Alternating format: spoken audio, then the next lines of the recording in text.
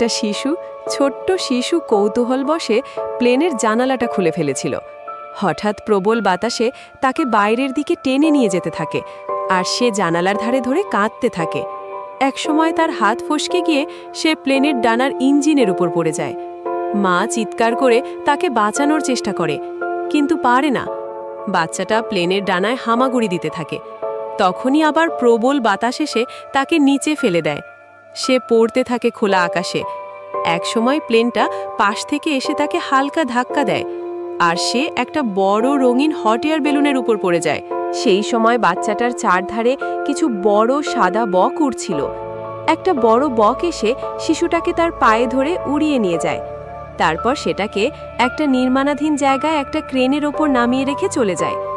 বাচ্চাটা হামাগুড়ি দিয়ে সামনে এগোতে থাকে। হঠাৎ সে ক্রেনের একটা তারে ঝুলে পড়ে যায়। একজন নির্মাণকর্মী দূর থেকে সেটা দেখতে পেয়ে সাথে সাথে উদ্ধারকর্মী আর পুলিশকে খবর দেয়। তখন একটা হেলিকপ্টার এসে তাকে উদ্ধার করে। অবশেষে সেই ছোট্ট শিশুটা তার মায়ের কাছে ফিরে আসে। এই শিশুটির জন্য একটা লাইক কি আপনি দিতে পারেন না?